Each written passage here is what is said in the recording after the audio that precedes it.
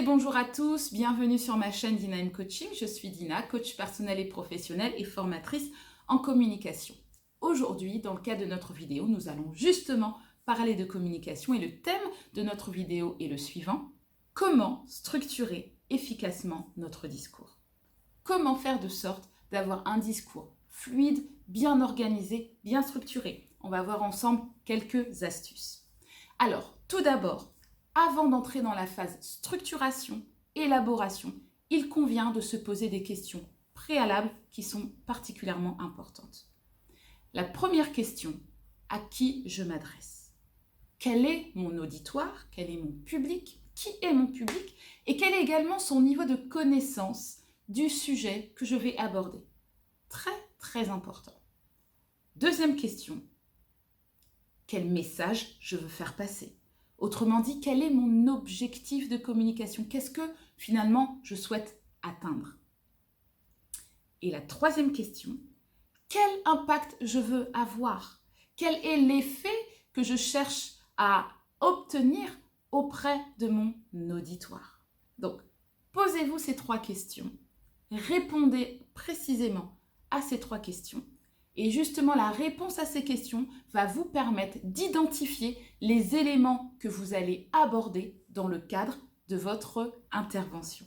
Une fois que vous avez fait ce travail préalable de questionnement, de réflexion, vous allez pouvoir entrer dans la phase structuration. Et alors là, il y a différentes étapes à observer à partir du thème ou du sujet que vous avez identifié, que vous avez défini.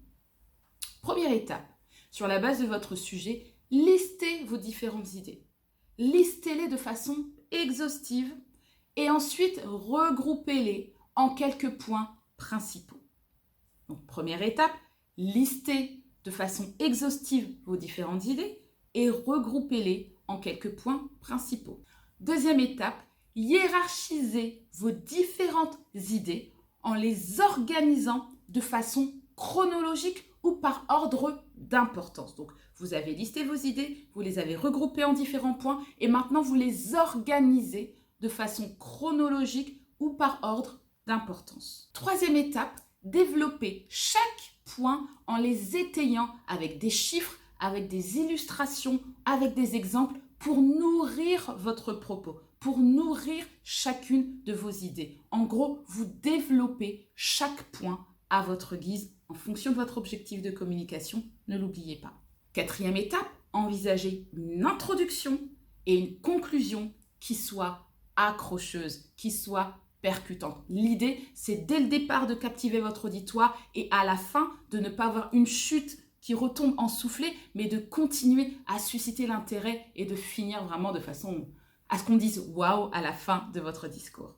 Et enfin, dernière étape, choisissez un support en fonction de l'intérêt même de votre contenu. Ça peut être un PowerPoint, ça peut être une animation dynamique. Choisissez donc un support, quel qu'il soit, mais qui soit vraiment en adéquation avec l'intérêt même de votre contenu. Vous avez un discours à réaliser, vous avez une présentation orale à faire dans quelques temps. Suivez ces différentes étapes et je vous assure, avec la mise en pratique de tous les aspects de communication non verbale, il n'y a aucune raison que cela ne puisse pas bien se passer. Vous atteindrez certainement votre objectif de communication et vous saurez également susciter l'attention de votre auditoire. Voilà quelques éléments pratiques, mais qui vous aideront certainement à atteindre votre objectif de communication.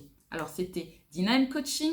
Prenez le temps de liker cette vidéo, de vous abonner à ma chaîne pour ne rater aucune autre vidéo sur les prochaines thématiques et les prochains sujets que nous pourrons aborder. Et je vous dis à très bientôt pour une prochaine vidéo.